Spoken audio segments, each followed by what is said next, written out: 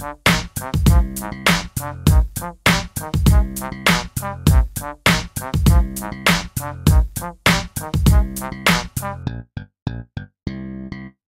time for another crossover between my stuff on TheGamer and my content here on ReActionExaminer. Today we're going to be looking at Japanese games localized in the West as completely different games. These are insane. And the reason why this used to happen a lot more back in that time is properties were a lot more expensive to bring over. They didn't make sense to bring them over to the West, but they wanted to make games for the US and other territories, but they just couldn't get the license to certain things. So they basically decided, let's just convert the game into something completely different or censor it so it's a little less controversial in other parts of the world. Something like that. You'll see as we go along here. Probably the most famous example is, of course, Doki Doki Panic, which was localized over here as Super Mario Bros. 2. Basically, Doki Doki Panic, these were mascots for this TV company. That's why they made this game. Doesn't make sense anywhere else besides Japan, so that's why they brought over Super Mario Bros. 2 as that. And because the actual Super Mario Bros. 2 was deemed too hard for the US, so yada yada yada. Again, this is the most widely known conversion available. So let's move into something else a little bit more obscure with Kamen no Ninja Honimaru, which became Yo Noid. That's right. Did you know the Noid game was actually something based on a TV show that's kind of very similar to Sentai or Power Rangers as we know it over here? If you watch both gameplay videos, you see a very striking resemblance. Except you don't get a sweet hawk as your partner, you get a yo-yo instead. Moving on, we have Mickey Mouse 3 Yume Fusen, which became Kid Clown in Nightmare World. Not Nightmare World, as in I'm having a bad dream, Nightmare World. Very weird. Why would you want to remove Mickey Mouse to become this creepy clown? Clowns are evil. We've seen the It reboot. We know all about it. It's a really good game, actually. It's just a little bit more weird that you're a clown instead of Mickey Mouse. Next, we have something for the arcade, Mekyu Hunter G, which became the Real Ghostbusters. A very weird conversion. Mekyu Hunter G was just, you know, a generic monster arcade game. The Real Ghostbusters, of course, you're fighting ghosts instead. You're still using same types of blasters. It's an okay Ghostbusters game. It's a little bit worse of a original game. Just kind of strange altogether. Next we have Magicro Hot no Batobi Tabo Daiboken. I'm sure I screwed something up there, but anyway, this was Decap Attack. I know, this is another weird, strange conversion. You can play this Arabian Prince type character. This was based on an anime or a manga, something to that nature. It was called Magical Hat Flying Turbo Adventure. Cute little name. And then Decap Attack is you're a mummy with your face in your stomach, sort of like Crane from Teenage Mutant Ninja Turtles. Very strange. Both games are fairly average. You're just going around. It's a, you know, basic Sega Genesis platformer. Nothing really to write home about. Wanpaku Cocoon no Gourmet World was actually Panic Restaurant.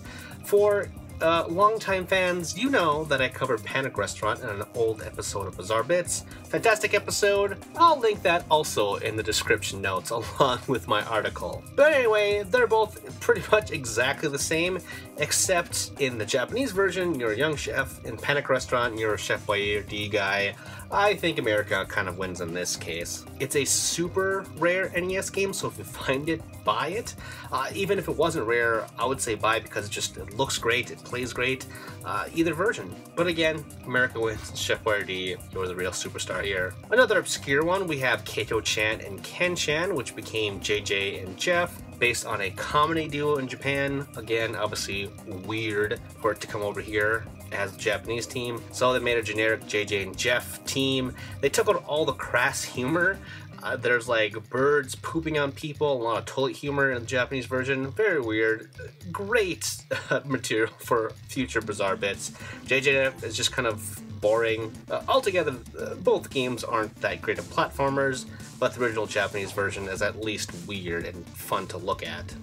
Here's another weird one. Ranma 1/2 Chonai Geto Hen became Street Combat.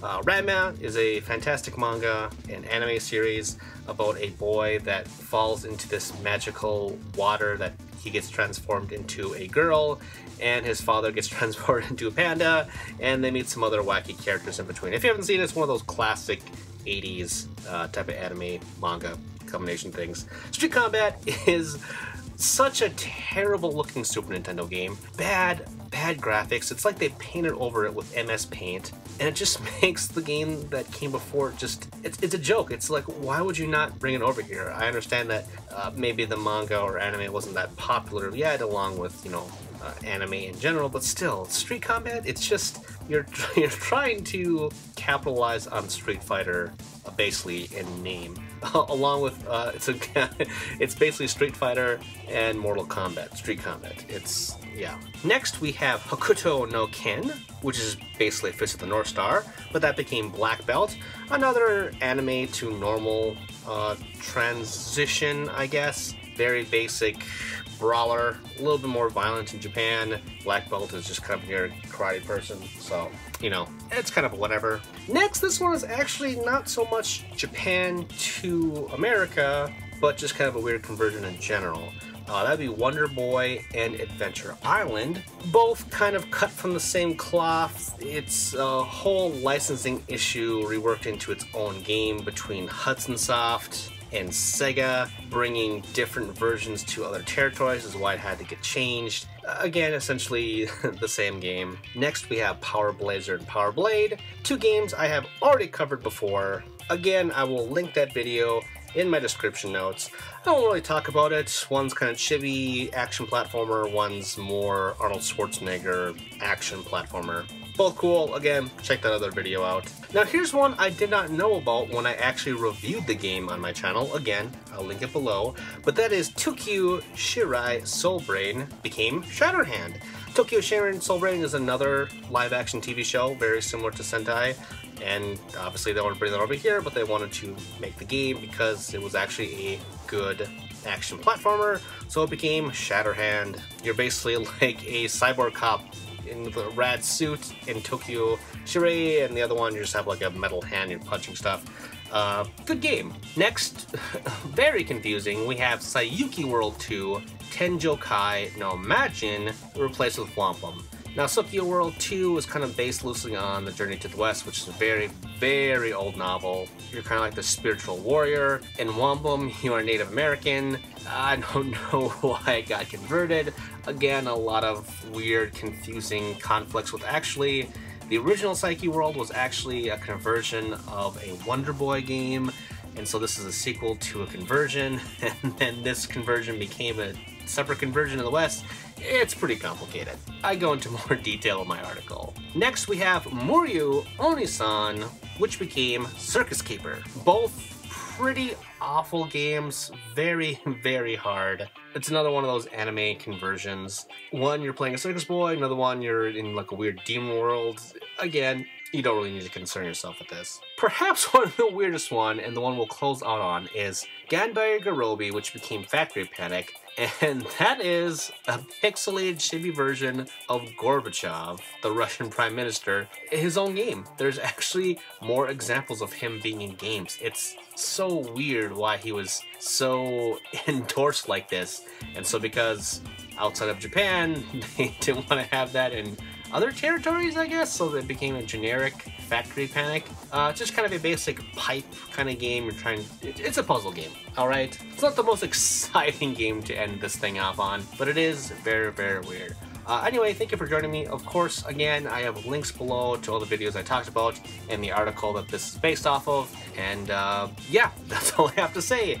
Thank you for joining me. See you next time. My name is Tristan, and you've been watching ReActionExaminer, wherein I do my best to create interesting videos to entertain and educate you fine folks. Be sure to subscribe, that helped me out a lot. And if you want to check out more, be sure to read my work over on TheGamer, wherein I write fun little listicles. You can also drop by my personal website, GameJerk, wherein I post other articles and reviews. All these links and more can be found in the description below. Thanks, and see you all next time.